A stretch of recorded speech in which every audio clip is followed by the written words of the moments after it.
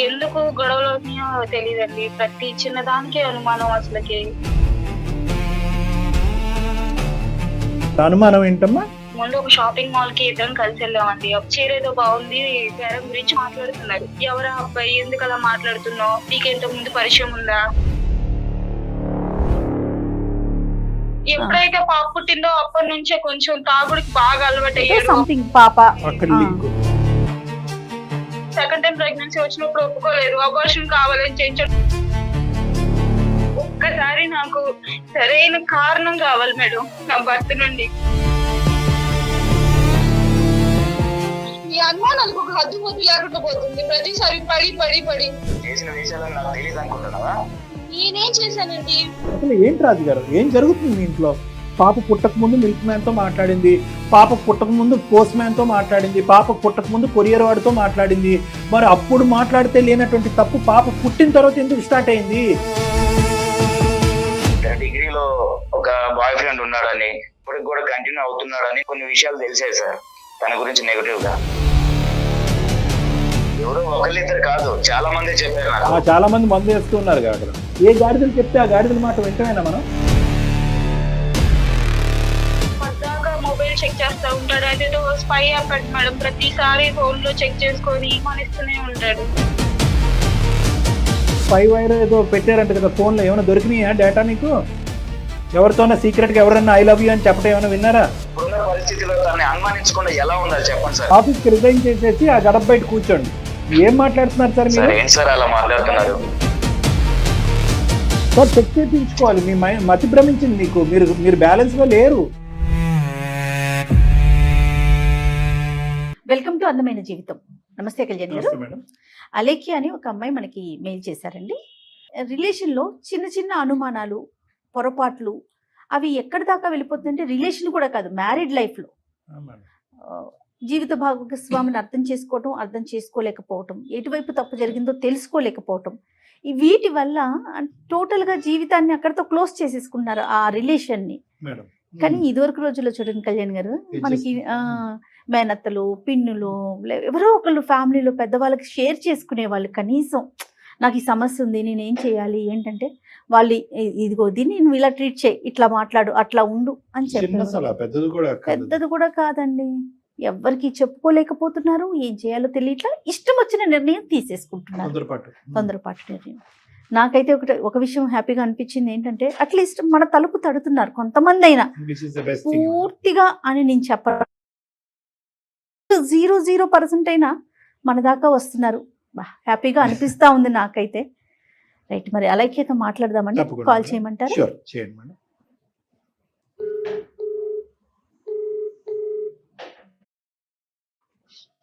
Hello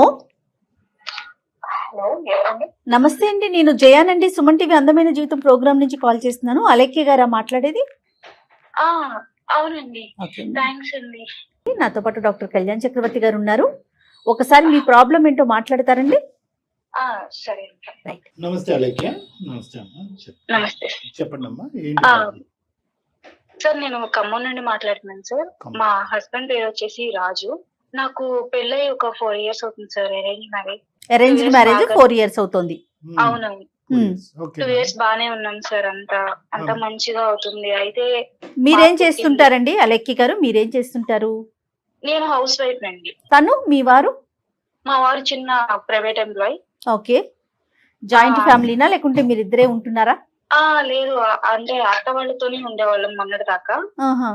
ఈ మధ్య పాప ఎప్పుడైతే పుట్టిందో అప్పటి నుండి కొంచెం వేరే కాపురం పెట్టాను. ఓకే. అప్పటిదాకా అంత మంచిగానే ఉందండి. కాకపోతే కొంచెం పాప పుట్టిన తర్వాత కొంచెం గొడవలు బాగా అయ్యి కొంచెం మా ఇద్దరి మధ్య బాగా దూరం జరిగింది. అంటే పాప వయసు ఎంత అప్పుడు? పాప పుట్టి ఎంత కాలం అయింది? ఒక 2 years అలా ఉంటుంది. కొంచెం బాగా గొడవలు, చీటికి మాటికి అనుమానం పడతా ఉంది. అమ్మ వాళ్ళతో కూడా మాట్లాడుతుంటే దొంగచాటుగా వచ్చి వినడం. ఏంటమ్మా, మీ పేరెంట్స్ తో మీరు మాట్లాడుతుంటే అతను దొంగచాటుగా వచ్చి వింటూ ఉంటారా? అవునవునండి. ఓకే, అది ఓకే. దానికి ముందు ఇంకో పదం వాడారు, అనుమానం. ఏంటమ్మా? అంటే కొంచెం బాగా ప్రతిదానికి అనుమానించి చూడండి, ఎవరితో మాట్లాడాలన్నా అనుమానం. ఇది వరకు నేను కొంచెం ఒక చిన్న జాబ్ చేసేదాన్ని. అయితే ఇంకా అక్కడ మా ఫ్రెండ్ సర్కిల్ ఉంటారు కదా, ఎంప్లాయీస్ పక్కన, ఆ కొలీగ్స్ వాళ్ళతో కూడా మాట్లాడుతున్నా అలానే ఇప్పుడు అనుమానించేవారు. కాదండి, పెళ్ళైన తర్వాత లేని అనుమానం పాప పుట్టాక ఎందుకు మొదలైంది అతనికి? అదే నాకు అర్థం కాలేదండి. అంటే నా సైడ్ నుండి ఎప్పుడు ఎలాంటి మిస్టేక్ లేదు. నాకు నేనేం చేశానో నాకు అర్థం కాలేదు. ఎందుకు గొడవలు అవుతున్నాయో తెలియదండి. ప్రతి చిన్నదానికే అనుమానం అసలుకి. ఎవరైనా మగోళ్ళతో మాట్లాడేటప్పుడు బాగా కొంచెం అనుమానంగా చూస్తున్నారండి. అంటే అంతకు ముందు ఒక షాపింగ్ మాల్ కి ఇద్దరం కలిసి వెళ్ళామండి. అప్పుడు వేరే కాల్ ఏదో వచ్చిందని చెప్పి పక్కకి వెళ్ళారు ఆయన మాట్లాడుతూ ఉన్నప్పుడు. ఈ లోపు నేను ఆ చీర ఏదో బాగుంది, దాని గురించి ఒకసారి బేరం గురించి మాట్లాడుతూ ఆయన మంచిగా దాని గురించి ఎక్స్ప్లెయిన్ చేస్తూ మాట్లాడుతున్నారు. అది మా ఊరొచ్చి చూశారు. చూసి ఏంటి అలా నవ్వుతూ మాట్లాడుతున్నావు అంటే, లేదు ఇలా చీర ఒకటి బాగుంది అని చెప్పేసి దాని గురించి మంచిగా మాట్లాడుతున్నాను అని చెప్పాను. అక్కడ దాకా బానే ఉన్నారు. ఇంటికి వచ్చిన తర్వాత నుండి మళ్ళీ దాని గురించి గొడవ. ఎవరా అబ్బాయి, ఎందుకు అలా మాట్లాడుతున్నావు, నీకు ఇంతకు ముందు పరిచయం ఉందా? చాలా కష్టం కదా. ఎక్కడైనా అంతకు ముందు కాలేజ్ లో కూడా ఏమన్నా పరిచయాలు ఉన్నాయా, ఇలానే ఇంతకు ముందు చేసావా, ఈ అబ్బాయితో మాట్లాడుతున్నావు ఆ అబ్బాయితో మాట్లాడుతున్నావు, ప్రతి ఒక్కరితో ఇదే గొడవ అండి. ప్రతిసారి ఇలానే బాధపెడుతూనే ఉంటారు. ఎవరితో సంబంధం లేదు మాకు. పద్దాకా మొబైల్ చెక్ చేస్తా ఉంటాడు. అదేదో స్పై యాప్ అంట మేడం, ప్రతిసారి ఫోన్ లో చెక్ చేసుకొని నువ్వు మాట్లాడవు, అంతకు ముందు ఏదో చేసావు అని చెప్పి ప్రతిసారి అనుమానిస్తూనే ఉంటాడు. అంటే ప్రత్యేకంగా పాప పుట్టిన తర్వాతే ఎందుకు, దానికి ముందు ఎందుకు లేదు అనేది నాది జయ మేడం యొక్క చిన్న డౌట్ అమ్మా. అది మీరు కూడా క్లారిఫికేషన్ ఇవ్వలేకపోతున్నారు. ఎప్పుడు నాకు కొట్టాడమ్మా? తెలియదండి, కొట్టడం అలాంటిది ఏం చేయలేదండి. కానీ ప్రతిసారి అనుమానిస్తా బాగా. అంటే అది ఒక మానసిక వ్యాధి మేడం, చెప్పుకోలేకపోతున్నాను. అంతే ఎలా పడితే అలా మాట్లాడతాడు మేడం. పుట్టింటోళ్ళతో కూడా మాట్లాడే స్వేచ్ఛ ఇంకా ఇవ్వలేకపోతున్నాడు. ఎవ్వరితో మాట్లాడకూడదు, తనతోనే ఉండాలి అంటే ఎంతవరకు మేడం అసలు అదంతా? అవునమ్మా అవును. కానీ వేరే బ్యాడ్ హ్యాబిట్స్ ఏమైనా ఉన్నాయా అతనికి? అంతకు ముందు ఏం లేదు మేడం. ఎప్పుడైతే పాప పుట్టిందో అప్పటి నుంచే కొంచెం తాగుడికి బాగా అలవాటు అయ్యాడు. సెకండ్ టైం ప్రెగ్నెన్సీ వచ్చినప్పుడు ఒప్పుకోలేదు, అబార్షన్ కావాలని చేయించాడు. నేను అప్పటికి వద్దు అని, పిల్లలు నాకు కావాలని ఉండిద్దని ఎంత ముట్టుకున్నా కూడా వెళ్ళలేదు మేడం. అబార్షన్ బలవంతంగా చేయించాడు. అదేంటమ్మా, నువ్వు ఎలా ఒప్పుకున్నావమ్మా? ఒప్పుకోలేదు మేడం. నేను అప్పటికే వాదిస్తూనే ఉన్నాను, నాకైతే ఇష్టం లేదని చెప్పేసి. చేసిన తర్వాత ఇంకా తప్పలేదు మేడం వెళ్ళక. మీ పేరెంట్స్ కి తెలుసమ్మా ఇలా అబార్షన్ చేయించుకున్నావు నువ్వు అని? తెలుసండి. నా ప్రమేయంతో ఏదో కడుపులో ఇంకా మంచిగా బాగోదు అని చెప్పి చేయించుకున్నట్టు మాత్రమే తెలుసు. తన కన్సర్న్ తోనే చేయించినట్టుగా క్రియేట్ చేశాడు. కానీ ఈ స్థాయి ఇబ్బందులు మీ పేరెంట్స్ కి ఎప్పుడైనా చెప్పుకున్నావమ్మా ఇలా ఇబ్బంది పెడుతున్నాడని? లేదు, ఎలా చెప్పుకోవాలి సార్ అసలు, ఏమని చెప్పుకోవాలి? ఎప్పుడు ఇంటికి వెళ్ళినా మంచిగానే చూసుకుంటారు కదా, ఎవరు నమ్ముతారు చెప్పండి? కానీ నువ్వు తప్పు చేయనప్పుడు అమ్మా, నువ్వు తప్పు చేయనప్పుడు ఒక మనిషి ఆ మాట తీరు, ఆ పద్ధతి, ఆ ఉక్కిరి బిక్కిరి వాతావరణం అలా క్రియేట్ చేసుకుంటూ అంచెలంచెలుగా ఎదిగిపోతున్నప్పుడు నీ మౌనం అనేటటువంటిది ఇండైరెక్ట్ గా అతని మనసులో ఒక అంగీకారం. పై పెట్టినా ప్రశ్నించలేదు, మొబైల్ చెక్ చేసినా కూడా నీ యొక్క రెబెలియన్ కానీ రిటాలియేషన్ కానీ చూపెట్టలేదు, గొడవ పడక్కర్లేదు. కానీ ఇది నా హక్కు, ఇది నా ఆలోచన, ఇది నా స్వేచ్ఛ, నేను ఇప్పటివరకు ఎప్పుడు నమ్మకంగానే ఉన్నాను, నిక్కచ్చిగానే ఉన్నాను, కాబట్టి నువ్వు ఏదైనా అలాంటి పని చేస్తే నేను ప్రశ్నిస్తాను. నువ్వు ఎందుకు అలాగా ప్రెషర్ కి అలా సకంబ్ అయిపోయి ఎవరికి చెప్పకుండా? నాకు నిజంగా ఎక్కడ మళ్ళీ విడిపోతే ఇప్పుడు అమ్మ నాన్నలకి తెలిసిందంటే వాళ్ళు బాధపడతారు, వాళ్ళ ఇంటికి వెళ్ళి ఉండలేము. పాప పుట్టిన తర్వాత అసలు ఇంకా పట్టించుకోవడమే మానేశాడు. ప్రతి దానికి గొడవలు. ముందు నుండి ఉంటే అడిగేవాళ్ళం సార్. కాకపోతే ఇప్పుడు సడన్ గా పాప పుట్టిన తర్వాత చేంజ్ అయిపోతే ఇంకా మనిషిని ఎన్నిసార్లు అని అడుగుతాం సార్. అసలు నేను అడిగి విసిగిపోయాను మేడం. కనీసం నాకు ఆ కారణం తెలుసుకొని నాతో ఇదివరట్లా మంచిగా ఉంటే చాలు మేడం, అంతకు మించి ఏం లేదు. అందుకే మీకు ఆ మెయిల్ పెట్టడానికి కారణం కూడా అదే.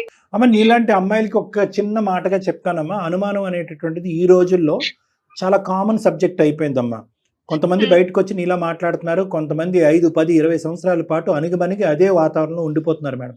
ఈ అనుమానం పెరగటానికి కూడా ఫిక్స్డ్ డెల్యూషనల్ డిసార్డర్ అని అంటూ ఉంటాం, చాలా కామన్, చాలా ఇళ్లలో. మేడం విడిపోమని మేము చెప్పమమ్మా, అసలు అది కాదు. కానీ మన కాళ్ళ మీద మనం నిలబడాలమ్మా. ఎప్పుడు పదే మేము చెప్పేది అదే, ఒక భరోసా. అది ఒక్కసారి నాకు సరైన కారణం కావాలి మేడం నా భర్త నుండి. ఈ టార్చర్ అసలు పడలేకపోతున్నాను మేడం. ప్రతిసారి ఇలా ఈ అనుమానంతో అసలు నా వల్ల కావట్లేదు మేడం.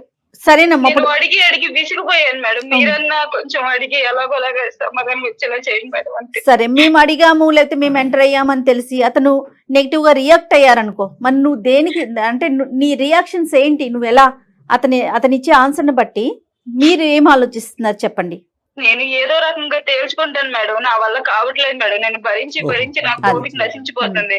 ఓకే, సో నీ అమ్మ, ఇంకో- ఆలోచన నీకు ఉంది కానీ ఎటొచ్చి కారణం తెలుసుకోవాలనుకుంటున్నా. అమ్మ పాపని ఎలా చూసుకుంటాడు? ఇందాక డాక్టర్ గారు నేను కూడా అదే అనుకున్నాము. పాపను అసలు పట్టించుకోడు మేడం. ఆహా, పాపకు అసలు ఏమి చేయడు. పాప ఉందో లేదో అనేది కూడా ఏం ఉండదు. ఏం చేద్దాం డాక్టర్ గారు? అంటే అమ్మాయికి ఆ ధైర్యం ఉంటే కనుక ఒకసారి అతనికి ఫోన్ కలిపితే మనం అన్న ఆవిడ ప్రత్యేకంగా ఈ రోజు ఏంటంటుందంటే నేను పడలేకపోతున్నాను, భరించలేకపోతున్నాను, అవును. కానీ అట్లీస్ట్ కారణం తెలుసుకుంటే నాకు మనసు సంతృప్తిగా ఉంటుందని అంటుంది. మరి మాట్లాడదామంటారు ఒకసారి? మాట్లాడదాం అమ్మా. మాట్లాడదాం సార్. రైట్, మరి మీరు కలుపుతారా ఫోను? సరే సార్. అతని పేరు రాజ్ అన్నారు కదా? అవును సార్, అవును. ఓకే, ఓకే, ఒకసారి కనెక్ట్ చేయమ్మా. కనెక్ట్ చేసి మీరు రెగ్యులర్ గా మాట్లాడుకోండి ఒకసారి, తర్వాత చెప్పండి బ్యాక్ ఎండ్ లో మేము ఉన్నామని. Okay right. कॉल को होल्ड पे रखा है, कृपया लाइन पर बने रहें। హలో హలో, ఏమండి, ఎప్పుడు వస్తున్నారు ఇంటికి? వస్తానులే. అలా కాదండి, అంటే మామూలుగా అడిగాను ఎప్పుడు వస్తారా ఏంటో అని చెప్పి. పాప పుట్టిన తర్వాత నుండి నాతో అసలు మంచిగా మాట్లాడట్లేదు. అదే ఏమన్నా ఏమైంది అని చెప్పేసి మిమ్మల్ని అందుకు ముందు కూడా అడిగాను, మీరు సరిగ్గా అసలు మాట్లాడట్లేదు, నాతో ఇదివరకులా ఉండట్లేదు. నీకు అలా అనిపిస్తుందా?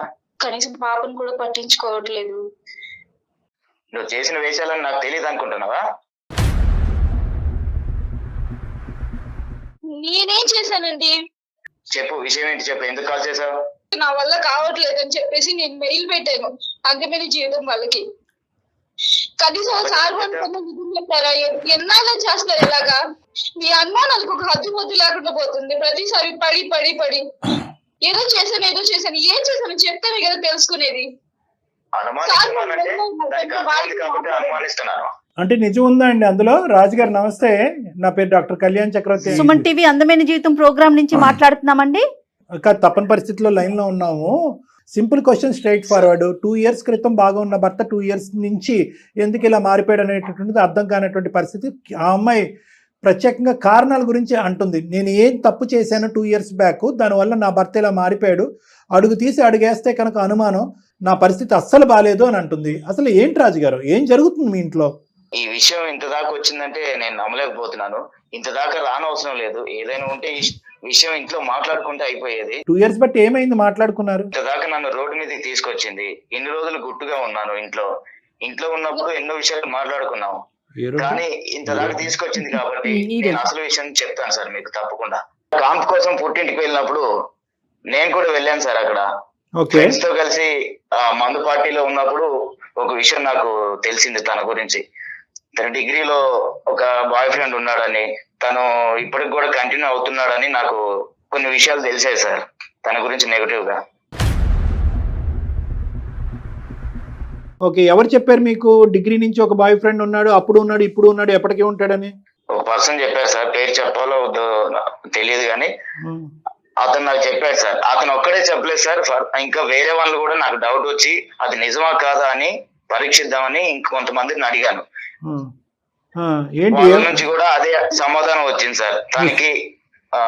తను వెంట పడ్డాడని వాళ్ళ అమ్మ నాన్నకు కూడా తెలుసు సార్. వాళ్ళు కూడా నాకు ఈ విషయం చెప్పలేదు. వాడు వెంటపడ్డాడులేండి. ఈ అమ్మాయి వెంటపడిందా?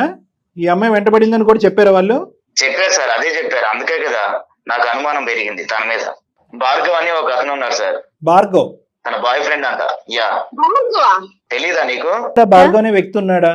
భార్గవ్ అని మేము చదువుకునే రోజుల్లో ఒక అబ్బాయి ఉండేవాడు మా క్లాస్మేట్ అని. ఓకే, కానీ ఆ విషయాన్ని పట్టుకొని సరే, ఆ విషయాన్ని అతను పట్టుకున్నా మేము పట్టుకోవట్లేదు. ఫస్ట్ నువ్వు మాకు వివరణ ఇయ్యి. భార్గవ్ అనేటటువంటి వ్యక్తి అసలు మీ ఫ్రెండ్షిప్ ఏంటి, ఏం తర్వాత ఏం జరిగింది, ఇప్పుడు ఏం జరుగుతుంది అన్నది చెప్పమ్మా. అతను క్లారిటీ ఇప్పుడు అట్లీస్ట్ ఇప్పటికైనా మనసిప్పి అడిగాడు కాబట్టి ఇప్పుడు కోపం తెచ్చుకోవటం ఇవన్నీ కాదు. తను జస్ట్ క్లాస్మేట్ మాత్రమే సార్, మంచిగా మాట్లాడేవాడు. అయితే ఉండండి తను లవ్ మాట్లాడేనా? నువ్వు తనతో కలిసి సినిమాకి వెళ్ళలేదా? బాగానే ఎంక్వైరీ చేశాడు. మొత్తం అంతా డేటా ఉంది. ఎంక్వైరీ చేశాను, అర్థమైందా?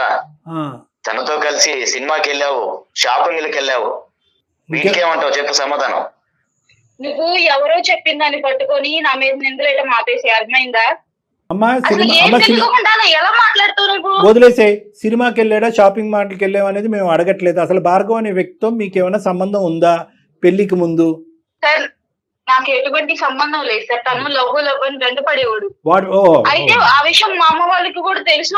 దాని గురించి పెద్ద గొడవ అయ్యింది. ఓకే, అంతవరకే. నాకు ఎటువంటి ఒపీనియన్ లేదు ఆ నీకు అబ్బాయి అతని మీద. మీద ఎటువంటి ఫీలింగ్స్, ఒపీనియన్ లేదు, మీ ఇద్దరి మధ్య ఎలాంటి ఎటువంటి ప్రేమాయణం feelings లేదు. జరగలేదు. Full stop. ఎలాంటిది లేనప్పుడు నువ్వు సినిమాకి ఎలా వెళ్ళావు? అలా ఎలా చెప్తావు నువ్వు? ఇప్పుడు సినిమాకి వెళ్ళటం పొరపాటు. సినిమాకి వెళ్ళాను, ఎన్ని వెళ్ళాను, ఎవరో మీరు ఏదో చెప్తే నమ్మేస్తారా? అసలు మీరు నన్ను అడగాలి కదా. ఎవరో ఒకళ్ళిద్దరు కాదు, చాలా మంది చెప్పారు నాకు. చాలా మంది మందు వేస్తూ ఉన్నారు అక్కడ. ఆ ప్రయాణం ఇప్పుడు కూడా కొనసాగుతుందని అంటావా, లేదంటే ఈ అమ్మాయి పెళ్లికి ముందు జరిగినటువంటి సంఘటన ఇప్పుడు మీకు చెప్పలేదని కోపమా? సార్ అదొక్క విషయం కాదు సార్, దాంతో పాటు ఆమె అందరితోనూ జోవియల్ గా మాట్లాడుతుంటది, రాసుకొని పూసుకొని మాట్లాడుతుంటది. మొన్న షాపింగ్కి వెళ్ళినప్పుడు కూడా అక్కడ ఎవరో పర్సన్ తో నవ్వుకుంటూ, అంటే అంత మూవ్ అవ్వాల్సిన అవసరం ఏంటి? తను తెలియని పర్సన్ మాట్లాడడం తప్ప సార్? ఒక్కసారి మీరు ఆలోచించండి. ఇప్పుడు 10 మంది మనం తిరిగే ప్లేసుల్లో మనం అందరితో కలిసి మాట్లాడతాం. మాట్లాడినంత మాత్రం తప్ప ఎలా అయితే సార్ అసలు అది? పెళ్లికి ముందు కూడా షాపింగ్ మాల్ లో కస్టమర్స్ దగ్గర, అదే వాళ్ళు ఎవరైతే ఉన్నారో అమ్ముకునే వాళ్ళ దగ్గర అమ్మాయి మాట్లాడింది. పాప పుట్టక ముందు మిల్క్ మ్యాన్ తో మాట్లాడింది, పాప పుట్టక ముందు పోస్ట్ మ్యాన్ తో మాట్లాడింది, పాప పుట్టక ముందు కొరియర్ వాడితో మాట్లాడింది. మరి అప్పుడు మాట్లాడితే లేనటువంటి తప్పు పాప పుట్టిన తర్వాత ఎందుకు స్టార్ట్ అయింది? అంటే ఈ కథ తెలియటానికి ఇప్పుడు వేరే అబ్బాయితో మాట్లాడటానికి సంబంధం ఏంటి? అప్పటిదాకా నాకు అనుమానం రాలేదు సార్, కానీ తను ఇలా నాకు ఎప్పుడైతే తన గురించి ఈ విషయం తెలిసిందో, ఆ డిగ్రీ ఆ బాయ్ ఫ్రెండ్ గురించి, అప్పటి నుంచి మీరు బుర్రపడిపోయింది అనుమానం అనేది పెరిగింది సార్. అనుమానంగానే ఉంది.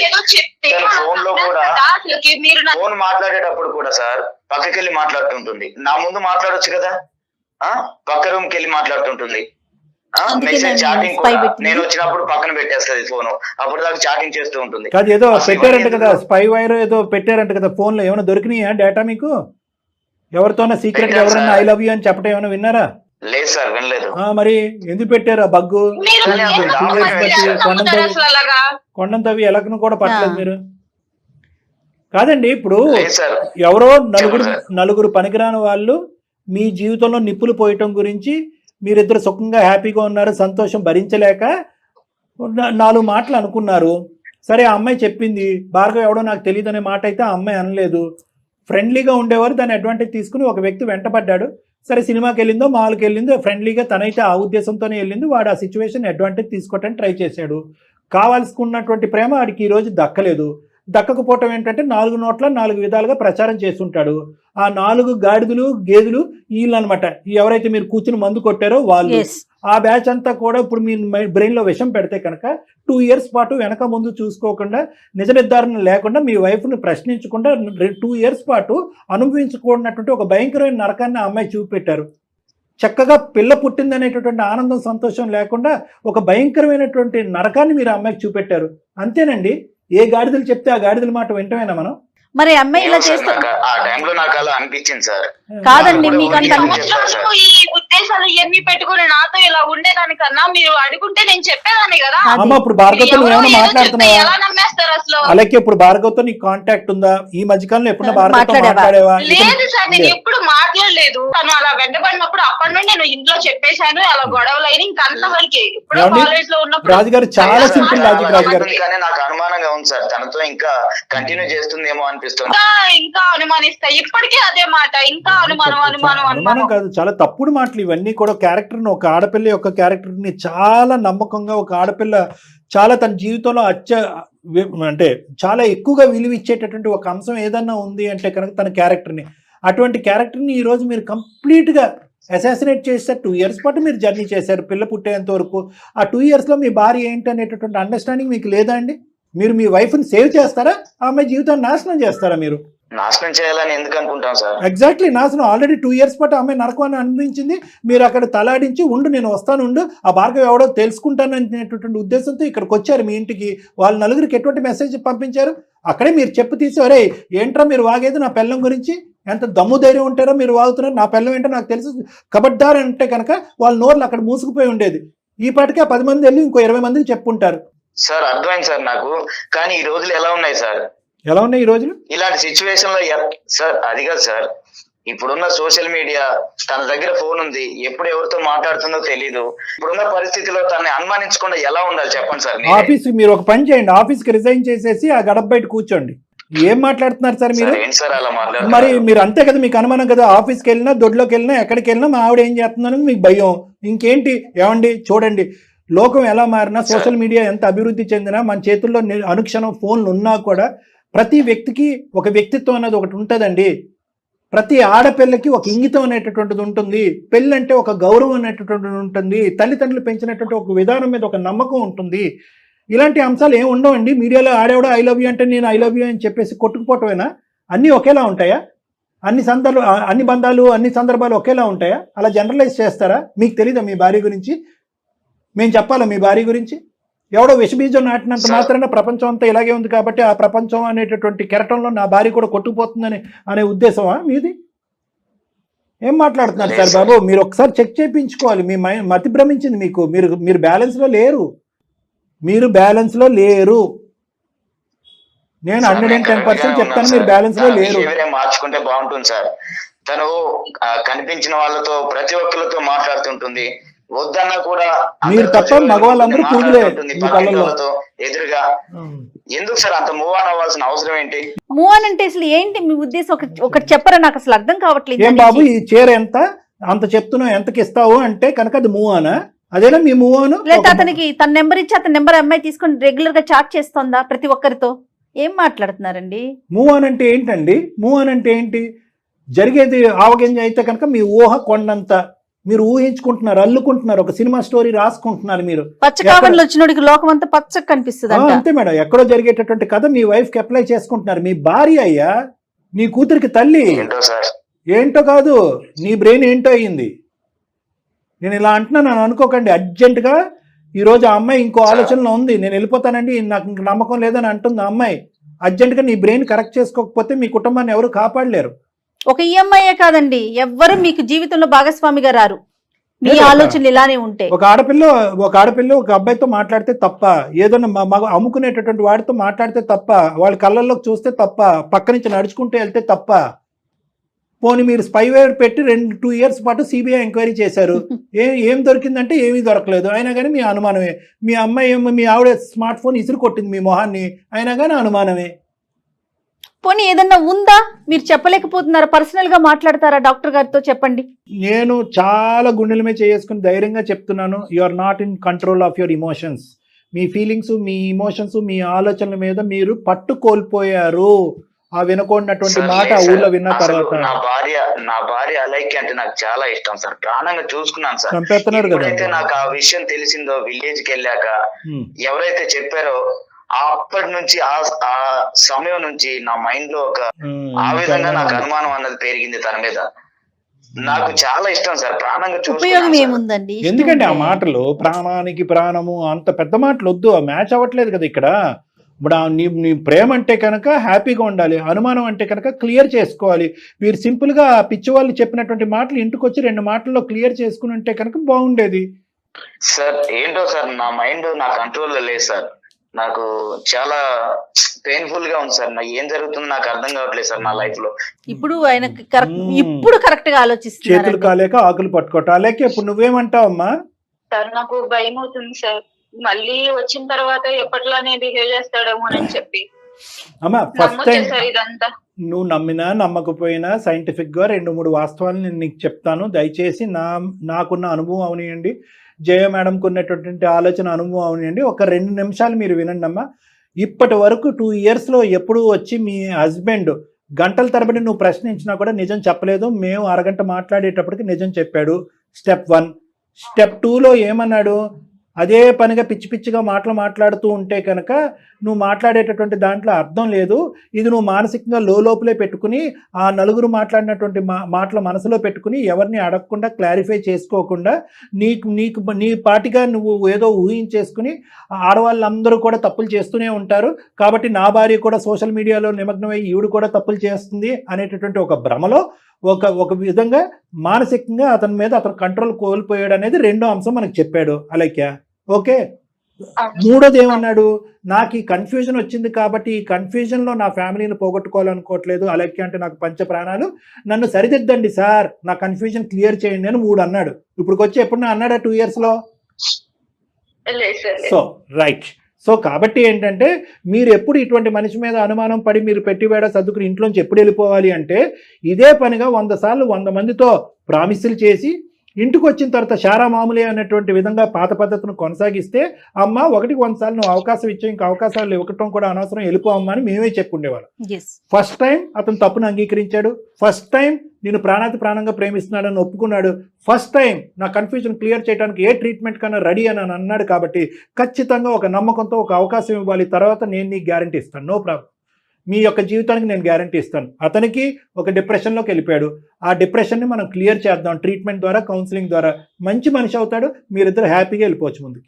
ఫస్ట్ టైం చెప్తున్నారమ్మా అలేఖ్య డాక్టర్ గారు, ఖచ్చితంగా నేను నాది గ్యారంటీ అని, అంతేనా కళ్యాణ్ గారు? అవుతుంది madam, no problem. Super super. చూడుమా, ఆలోచించండి మీరు, చెప్పండి సార్. తప్పకుండా మీరు ఎక్కడుంటే అక్కడికి వస్తాం సార్. సూపర్. ఇప్పుడు చెప్పాల్సింది మీరు కాదండి, అలేఖ్యని చెప్పనివ్వండి. నాతో మంచిగా ఉంటే చాలు. థ్యాంక్ యూ అలేఖ్య, మా మీద నమ్మకం. థ్యాంక్ యూ అమ్మా అలేఖ్య, ఖచ్చితంగా పరిష్కారం ఉన్న సమస్య, భయపడద్దు. ఓకేనా? Thank you sir. ఓకేనమ్మా, రైట్ అండి రాజు గారు, థ్యాంక్ యూ అండి, థ్యాంక్ యూ, నమస్తే. Thank you ma'am. వాళ్ళ ముందు అడగకూడదని ఆగాను. అడుగడుగున అనుమానం ఉండే మనిషిని మార్చగలుగుతామంటారండి? అంటే మేడం ఇక్కడ ఏమైందంటే, మనం రొటీన్ గా మాట్లాడుకునేటటువంటి అనుమానం కాదు మేడం ఇది. అడుగడుగున అనుమానం ఉంది, భయంకరంగా హింస పెట్టాడు, బాధ పెట్టాడు. కానీ ఇక్కడ అలేఖ్య చేసినటువంటి తప్పు ఏంటంటే అది గోప్యంగా ఉంచింది. ఇటువంటి అనుమానం పడేటటువంటి వాళ్ళకి ఏమీ లేదు మేడం, ఒక థర్డ్ పార్టీకి నమ్మకం ఉండేటటువంటి ఒక థర్డ్ పార్టీకి రిస్క్ తీసుకుని లీక్ చేయాలన్నమాట ఈ న్యూస్. ఎవరో ఒకరు మీడియేషన్ చేయాలి, అది ఇంపార్టెంట్. యూజువల్గా ఈ అనుమానం పడేటటువంటి వాళ్ళు ఏంటంటే వాళ్ళే తర్జన భర్జనకు లోన్ అవుతా ఉంటారు, ఎదుటి మనిషిని హింస పెడతా ఉంటారు, వాళ్ళు అనుకున్నది నిజం అనుకుంటారు.